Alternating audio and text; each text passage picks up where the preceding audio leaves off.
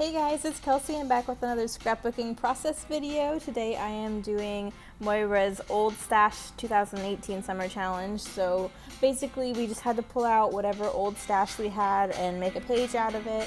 So I went with Pink Paislee's Memorandum, which is from 2015, which really isn't that old, but it is for me. It's the very first paper pad that I bought. I haven't been scrapbooking all that long, so this collection has pretty much been forgotten in my stash up until now.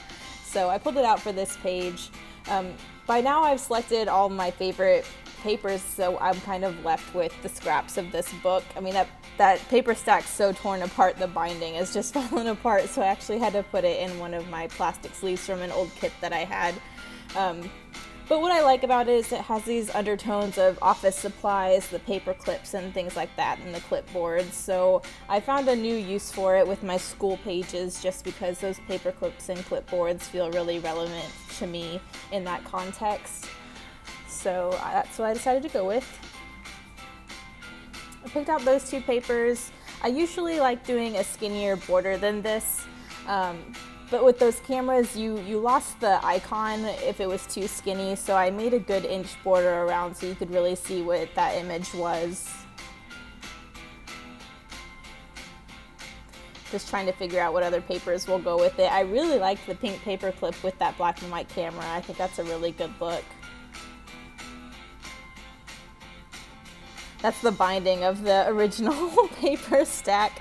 I always keep those because I find use for those pattern papers as little banners or border strips.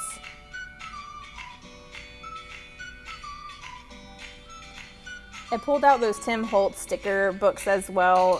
One of them is Small Talk, which I think is from 2012, although I didn't get it in 2012. I got it pretty recently. And then the Chitchat, which is 2015. I've had that one for a while, but I'm hoping I can use some of those on this old stash page as well. Now I'm just going through all the cut aparts, pulling out any colors I think I might use just so I know what I have to work with. This picture is when I was procrastinating studying. I had an animal behavior test the next day for the University of Georgia, and I could always tell when I was trying to put off studying, or I had studied so much I was bored, because there's always pictures of Billy. So he laid down next to me at my desk and I put the book down in front of him, and he sort of just looked at the picture of those two goats, and I thought it was hysterical, so we took a picture. But that's sort of what the picture is about, and I'm just going to record me studying for class.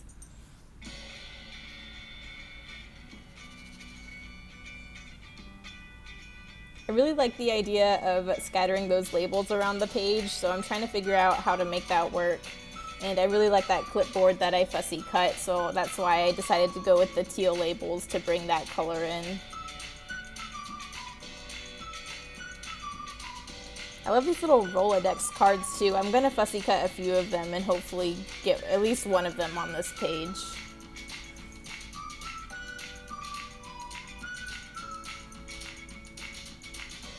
I've already sort of decided at this point that I want an L shape or diagonal design going from that bottom left label up to the top right label.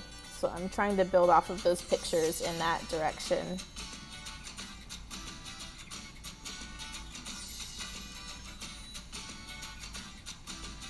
I fuss around a lot with trying to figure out how I go from this page. I ended up pulling out one of those Pebble frames and these chalkboard tags to see if I wanted to use any of those.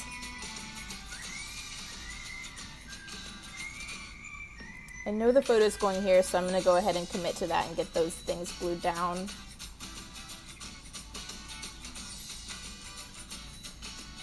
I always get stuck when I go back to old stash because by now I've picked through all my favorite pieces, so it's hard to find inspiration with a page. So I find what helps with that is pulling out a few newer things that I am excited about. So I just picked up those frames and those chalkboard tags, so I'm hoping those can inspire me to get going a little more.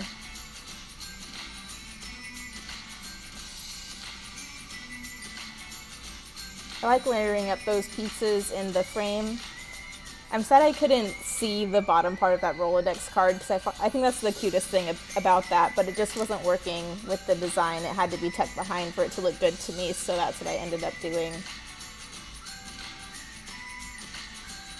Now I'm going to try and mirror a clipboard up there.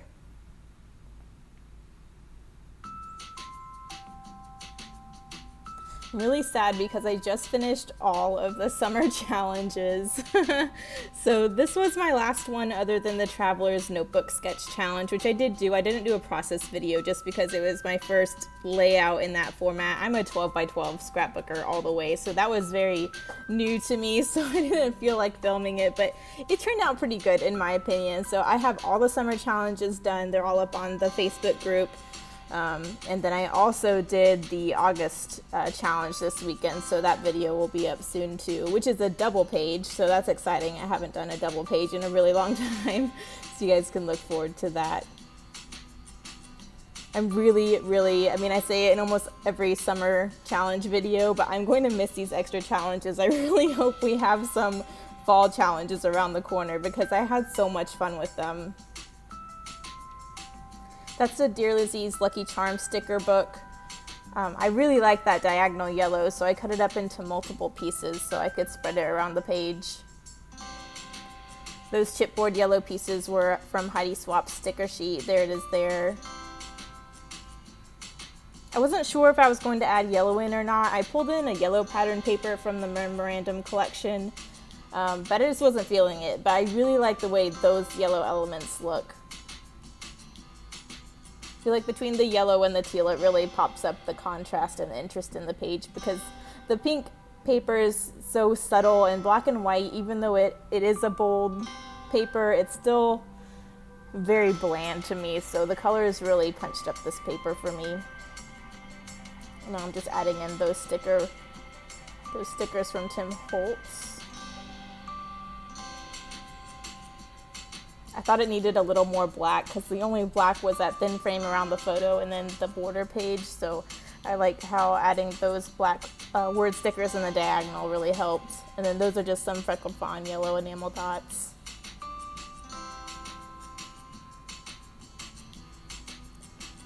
There you go. And I'm labeling this cram.